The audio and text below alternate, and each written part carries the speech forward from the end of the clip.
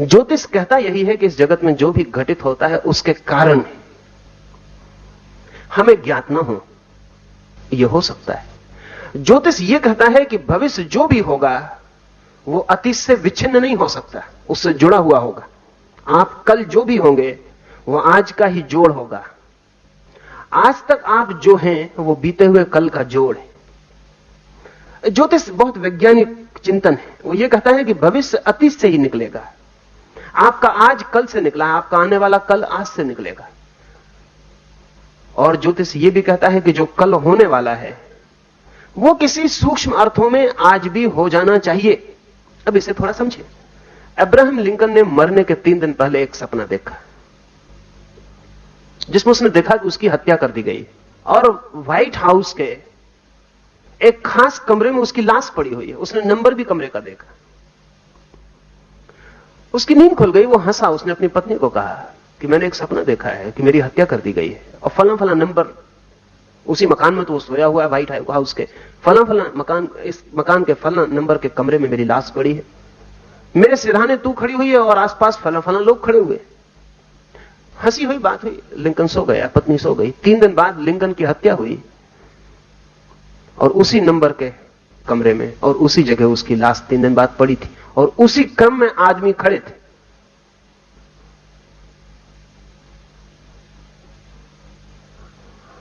अगर 3 दिन बाद जो होने वाला है वो किसी अर्थों में आज ही न हो गया हो तो उसका सपना कैसे निर्मित हो सकता है? उसकी सपने में झलक भी कैसे मिल सकती है? सपने में झलक तो उसी बात की मिल सकती है जो किसी अर्थ में अभी भी कहीं मौजूद हो, तो हम उसके ग्लिम्प्स, खिड़की खोलें और हमें दिखाई पड़ जाए लेकिन खिड़की के बाहर मौजूद हो, लेकिन कहीं मौजूद हो। ज्योतिष का मानना है भविष्य हमारा अज्ञान है, इसलिए भविष्य। अगर हमें ज्ञान हो तो भविष्य जैसी कोई घटना नहीं है, वो अभी भी कहीं मौजूद है।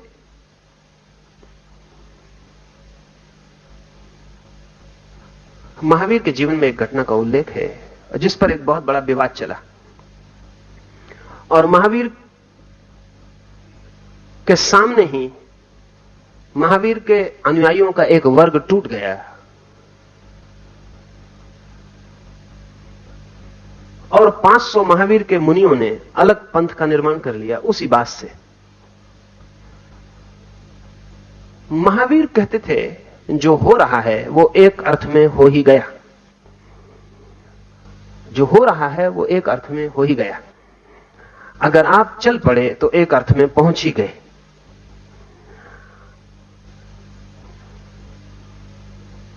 अगर आप बूढ़े हो रहे हैं तो एक अर्थ में बूढ़े हो ही गए। महावीर कहते थे जो हो रहा है, जो क्रियमाण है वो हो ही गया। महावीर का एक शिष्य वर्षा काल में महावीर से दूर था, बीमार था। उसने अपने एक शिष्य को कहा कि मेरे लिए चटाई बिछा दो। उसने चटाई बिछानी शुरू की, मुड़ी हुई गोल लपटी हुई चटाई को उसने थोड़ा सा खोला।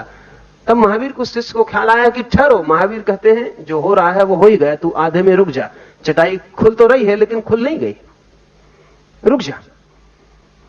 उसे अचानक ख्याल हुआ कि तो महावीर बड़ी गलत बात कहते, चटाई आधी खुली है लेकिन खुल कहां गई। उसने चटाई वहीं रोक दी। वो लौट के वर्षाकाल के बाद महावीर के पास आया और उसने कहा कि आप गलत कहते हैं कि जो हो रहा है वो हो ही गया, क्योंकि चटाई अभी भी आधी खुली रखी, खुल रही थी लेकिन खुल नहीं गई। तो मैं आपकी बात गलत सिद्ध करने आया। महावीर ने उससे जो कहा वो नहीं समझ पाया होगा क्योंकि वो बहुत बाल बुद्धि का रहा होगा, अन्यथा ऐसी बात लेके नहीं आता है। महावीर ने कहा तूने रोका, रोक ही रहा था और रुक ही गया। वो जो चटाई तू रोक रहा था, रुक गया। तूने सिर्फ चटाई रोकते देखी, एक और क्रिया भी साथ चल रही थी, वो हो गई। और फिर कब तक तेरी चटाई रुकी रहेगी? खुलनी शुरू हो गई है, खुल ही जाएगी, तू लौट के जा। वो जब लौट के गया तो देखा एक आदमी खोल के उस पर लेटा हो, खोल विश्राम कर रहा था। इस आदमी ने सब गड़बड़ कर दिया, पूरा सिद्धांत ही खराब कर दिया। महावीर जब ये कहते थे कि जो हो रहा है वो हो ही गया, तो वो ये कहते थे जो हो रहा है वो तो वर्तमान है, जो हो ही गया वो भविष्य। कली खिल रही है, खिल ही गई, खिल ही जाएगी। वो फूल तो भविष्य में बनेगी, अभी तो खिल ही रही है, अभी तो कली ही है। लेकिन जब खिली रही है तो खिल जाएगी। उसका खिल जाना भी कहीं घटित हो गया। अब इसे हम जरा और तरह से देखें, थोड़ा कठिन पड़ेगा। हम सदा अतीत से देखते हैं, कली खिल रही है। हमारा जो चिंतन है आमतौर से वो पास्ट ओरिएंटेड है, वो अतीत से बंधा है। कहते कली खिल रही है, फूल की तरफ जा रही, कली फूल बनेगी। लेकिन इससे उल्टा भी हो सकता है। ये ऐसा है जैसे मैं आपको पीछे से धक्का दे रहा हूं, आपको आगे सरका रहा हूं। ऐसा भी हो सकता है कोई आपको आगे से खींच रहा है। गति दोनों तरह हो सकती है। मैं आपको पीछे से धक्का दे रहा हूं, आप आगे जा रहे हैं। ऐसा भी हो सकता है कोई आपको आगे से खींच रहा है, पीछे से कोई धक्का नहीं दे रहा और आप आगे जा रहे हैं। ज्योतिष का मानना है कि यह अधूरी दृष्टि है कि अतीत धक्का दे रहा है और भविष्य हो रहा है। पूरी दृष्टि यह है कि अतीत धक्का दे रहा है और भविष्य खींच रहा है। कली फूल बन रही है, इतना ही नहीं, फूल कली को फूल बनने के लिए पुकार भी रहा है, खींच भी रहा है। अतीत पीछे है, भविष्य आगे है। अभी वर्तमान के क्षण में एक कली है, पूरा अतीत धक्का दे रहा है, खुल जाओ। पूरा भविष्य आवाहन दे रहा है, खुल जाओ। अतीत और भविष्य दोनों के दबाव में कली फूल बनेगी। अगर कोई भविष्य ना हो तो अतीत अकेला फूल ना बना पाएगा, क्योंकि भविष्य में अवकाश चाहिए फूल बनने के लिए। भविष्य में जगह चाहिए, स्पेस चाहिए। भविष्य स्थान दे तो ही फूल कली फूल बन पाए। अगर कोई भविष्य ना हो तो अतीत कितना ही सिर मारे, कितना ही धक्काए, मैं आपको पीछे से कितना ही धक्का दूं, लेकिन सामने एक दीवार हो तो मैं आपको आगे ना हटा पाऊंगा। आगे जगह चाहिए, मैं धक्का दूं और आगे की जगह आपको स्वीकार कर ले, आमंत्रण दे दे कि आ जाओ, अतिथि बना ले, तो ही मेरा धक्का सार्थक हो पाए। मेरे धक्के के लिए भविष्य में जगह चाहिए। अतीत काम करता है, भविष्य जगह देता है। ज्योतिष की दृष्टि यह है कि अतीत पर खड़ी हुई दृष्टि अधूरी है, आधी वैज्ञानिक है। भविष्य पूरे वक्त पुकार रहा है, पूरे वक्त खींच रहा है। हमें पता नहीं है, हमें दिखाई नहीं पड़ता है। यह हमारी आंख की कमजोरी, यह हमारी दृष्टि की कमजोरी। हम दूर नहीं देख पाते, हमें कल कुछ भी दिखाई नहीं पड़ता। कृष्णमूर्ति की जन्म कुंडली देखें कभी तो हैरान होंगे। अगर एनी बिसेंट ने और लीडबीटर ने फिक्र की होती और कृष्णमूर्ति की जन्म कुंडली देख ली होती तो भूल के भी कृष्णमूर्ति के साथ मेहनत नहीं करनी चाहिए थी, क्योंकि जन्म कुंडली में साफ है बात कि कृष्णमूर्ति जिस संगठन से संबंधित होंगे उस संगठन को नष्ट करने वाले होंगे। जिस संस्था से संबंधित होंगे वो संस्था को विसर्जित करवा देंगे। जिस संगठन के सदस्य बनेंगे वो संगठन मर जाएगा। लेकिन एनी बिसेंट भी मानने को तैयार नहीं होती। कोई सोच भी नहीं सकता था, लेकिन हुआ यही। थियोसॉफी ने उन्हें खड़ा करने की कोशिश की। थियोसॉफी को उनकी वजह से इतना धक्का लगा कि वो सदा के लिए मर गया आंदोलन। फिर एनी बिसेंट ने स्टार ऑफ द ईस्ट नाम की बड़ी संस्था खड़ी की। फिर एकदम कृष्णमूर्ति उस संस्था को विसर्जित करके अलग हो गए। भविष्य एकदम अनिश्चित नहीं है, हमारा ज्ञान अनिश्चित है, हमारा अज्ञान भारी है। भविष्य में हमें कुछ दिखाई नहीं पड़ता, हम अंधे, भविष्य का हमें कुछ भी दिखाई नहीं पड़ता। नहीं दिखाई पड़ता इसलिए हम कहते हैं कि निश्चित नहीं है, लेकिन भविष्य में दिखाई पड़ने लगे। और ज्योतिष भविष्य में देखने की प्रक्रिया है। तो ज्योतिष सिर्फ इतनी ही बात नहीं है कि ग्रह नक्षत्र क्या कहते हैं, उनकी गणना क्या कहती है। ये तो सिर्फ ज्योतिष का एक डायमेंशन, एक आयाम है।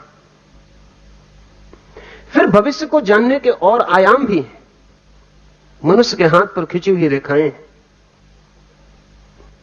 मनुष्य के माथे पर खिंची हुई रेखाएं हैं, मनुष्य के पैर पर खिंची हुई रेखाएं हैं, पर यह भी बहुत ऊपरी है। मनुष्य के शरीर में छिपे हुए चक्र हैं, उन सब चक्रों का अलग अलग संवेदन, उन सब चक्रों की प्रतिपल अलग अलग गति, फ्रीक्वेंसी है। रॉन हुबार्ड ने एक नया शब्द और एक नई खोज पश्चिम में शुरू की है, पूरब के लिए तो बहुत पुरानी है। वो खोज है टाइम ट्रैक। हुबार्ड का ख्याल है कि प्रत्येक व्यक्ति जहां भी जिया है, इस पृथ्वी पर या कहीं और किसी ग्रह पर, आदमी की तरह या जानवर की तरह या पौधे की तरह या पत्थर की तरह, आदमी जहां भी जिया है अनंत यात्रा में, उस पूरा का पूरा टाइम ट्रैक, समय की पूरी धारा उसके भीतर अभी भी संरक्षित है। वो धारा खोली जा सकती है और उस धारा में आदमी को पुनः प्रवाहित किया जा सकता है। हुबार्ट की खोजों में यह खोज बड़ी कीमत की है। इस टाइम ट्रैक पर हुबार्ट ने कहा है कि आदमी के भीतर एनग्रेम्स है। एक तो हमारे पास स्मृति है जिसमें हम याद रखते हैं कि कल क्या हुआ, परसों क्या हुआ। यह स्मृति काम चलाऊ है, यह रोजमर्रा की है। जैसे हर आदमी दुकान पर या ऑफिस में एक रोजमर्रा की बही रखता है, वो काम चलाऊ होती है, वो रोज बेकार हो जाती है, वो असली नहीं है, वो स्थायी भी नहीं है। ये हमारी काम चलाऊ की स्मृति है जिसमें हम रोज काम करते हैं फिर रोज फेंक देते हैं। पर इससे गहरी एक स्मृति है जो काम चलाऊ नहीं है, जिसमें हमारे जीवन के समस्त अनुभवों का सार, अनंत अनंत जीवन पथों पर लिए गए अनुभवों का सार इकट्ठा है। उसे हुबार्ट ने एनग्रेम कहा है। वो हमारे भीतर एनग्रेम्ड हो गई है, वो भीतर गहरे में दबी हुई पड़ी पूरी की पूरी, जैसे कि टेप बंद आपके खीसे में पड़ा हो। उसे खोला जा सकता है और जब उसे खोला जाता है तो महावीर उसको कहते थे जाति स्मरण, हुबार्ट कहता है टाइम ट्रैक, पीछे लौटना समय में। जब उसे खोला जाता है तो ऐसा नहीं होता कि आपको अनुभव हो कि आप रिमेंबर कर रहे हैं, ऐसा नहीं होता कि आप याद कर रहे हैं, यू रिलिव।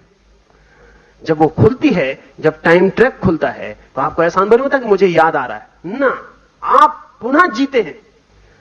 समझ लें अगर टाइम ट्रैक आपका खोला जाए, जो कि खोलना बहुत कठिन नहीं है, और ज्योतिष उसके बिना अधूरा है, तो ज्योतिष की बहुत गहनतम जो पकड़ है वो तो आपके अतीत को खोलने की, क्योंकि आपका अतीत अगर पूरा पता चल जाए तो आपका पूरा भविष्य पता चलता है, क्योंकि आपका भविष्य आपके अतीत से जन्मेगा। आपके भविष्य को आपके अतीत को जाने बिना नहीं जाना जा सकता, क्योंकि आपका भविष्य आपके अतीत का बेटा होने वाला, उसी से पैदा होगा। तो पहले तो आपके अतीत की पूरी स्मृति रेखा को खोलना पड़े। अगर आपकी स्मृति रेखा को खोल दिया जाए, जिसकी प्रक्रियाएं हैं और विधियां हैं, तो आप अगर समझ लें कि आपको याद आ रहा है कि आप 6 वर्ष के बच्चे हैं और आपके पिता ने चांटा मारा है, तो आपको ऐसा याद नहीं आएगा कि आपको याद आ रहा है कि आप 6 वर्ष के बच्चे हैं और पिता चांटा मार रहे हैं। You will relive it. आप इसको पुनः जिएंगे, और जब आप इसको जी रहे होंगे, अगर उस वक्त मैं आपको पूछूं कि तुम्हारा नाम, तो आप कहेंगे बबलू, आप नहीं कहेंगे पुरुषोत्तम दास। 6 वर्ष का बच्चा उत्तर देगा। आप रिलीव कर रहे हैं, उस वक्त आप स्मरण नहीं कर रहे हैं, पुरुषोत्तम दास स्मरण नहीं कर रहे हैं कि जब मैं 6 वर्ष का था ना, पुरुषोत्तम दास 6 वर्ष के हो गए, वो कहेंगे बबलू। उस वक्त वो जो जवाब देंगे वो 6 वर्ष का बच्चा बोलेगा। अगर आपको पिछले जन्म में ले जाया गया है और आप याद कर रहे हैं कि आप एक सिंह हैं, तो अगर आप उस वक्त आपको छेड़ दिया जाए तो आप बिल्कुल सिंह की तरह गर्जना कर पड़ेंगे, आप आदमी की तरह नहीं बोलेंगे। हो सकता है आप नखून पंजों से हमला बोल दें। अगर आप याद कर रहे हैं कि आप एक पत्थर हैं और आपसे कुछ पूछा जाए तो आप बिल्कुल मौन रह जाएंगे, आप बोल नहीं सकेंगे, आप पत्थर की तरह ही रह जाएंगे। हुबार्ट ने हजारों लोगों की सहायता की।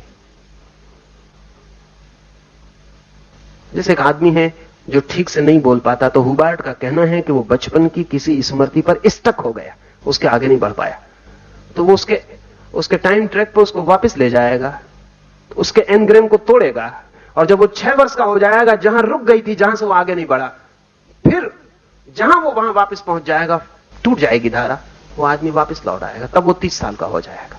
वो जो 20 साल का बीच में फासला था, 24 साल का, वो उसको पार कर लेगा। और हैरानी की बात है कि हजारों दवाइयां उस आदमी को बोलने में समर्थ नहीं बना पाई थी, लेकिन ये टाइम ट्रैक पर लौट के जाना और पुनः वापस लौट आना, वो आदमी बोलने में समर्थ हो जाएगा।